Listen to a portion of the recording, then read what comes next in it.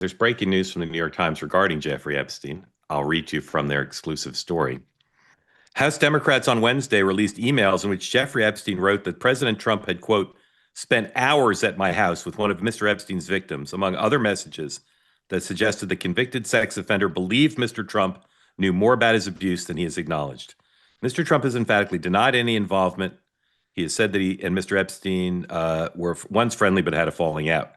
But Democrats in the House Oversight Committee said the emails, which they selected from thousands of pages of documents received by their panel, raised new questions about the relationship between the two men.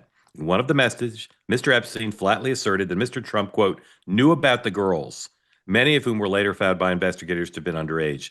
In another, Mr. Epstein pondered how to address questions from the news media about their relationship as Mr. Trump was becoming a national political figure.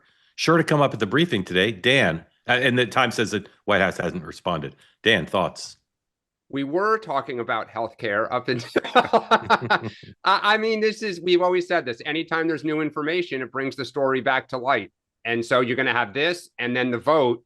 It's just going to feed the what might be behind the curtain.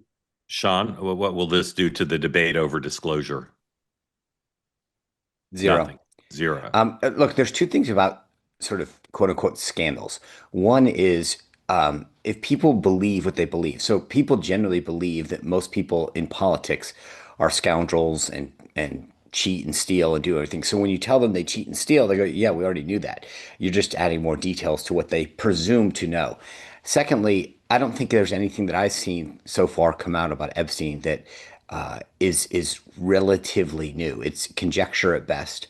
So I don't think, I mean, I think it puts it back in the headlines for a day or two, but I don't think anybody that is going to wake up and just go, you got to see how shocked I am. Right. Well, if these are authentic, let me just read you the one. This is an exchange between Epstein and Maxwell from April of 2011.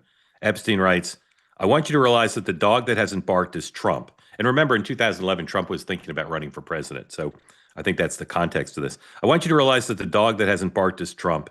He added that an unnamed victim, quote, spent hours at my house with him. He's never once been mentioned. And Maxwell replies, "I've been thinking about that."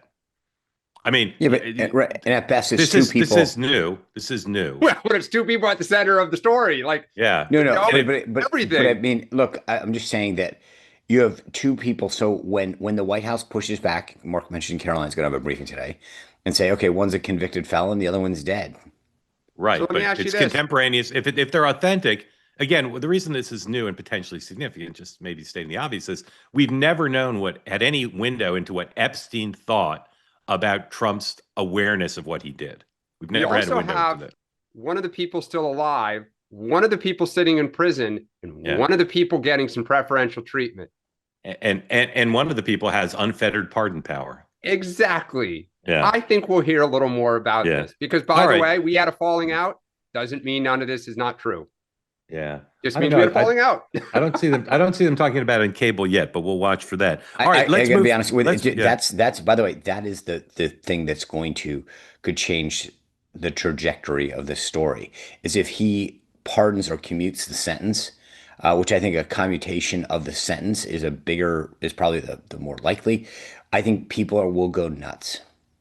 You've said that consistently, and I've really resonated with me because I don't doubt that you're right, but I still think he's going to do it. And particularly after this story, I'm not convinced that he won't, but I'll tell you, it's interesting. You know, we talked about Tucker and Nick Fuentes, and I keep picking at that scab, so to speak, where I'm like, I ask people I know, when you talk about Epstein with MAGA people, for some reason that gets their ire up. Yeah, I think he's going to commute her sentence, and then Musk is going to send her into space on a rocket. Because isn't she is the plane going to crash? Isn't she in a prison in Texas now? Isn't that where she is? And isn't that where Musk launches his rockets from? It is. No one else is connected. He's got his own town too. Yeah, maybe he makes her mayor first. Exactly. They say that something that's easy is like a walk in the park. Well, easier than a walk in the park. Hit the subscribe button. Be part of the two-way community. Never miss an episode. Be part of our conversations. Thank you for your service to America. And don't forget, you can now listen to the morning meeting and Two-Way Tonight on Apple, Spotify, or wherever you get your podcasts.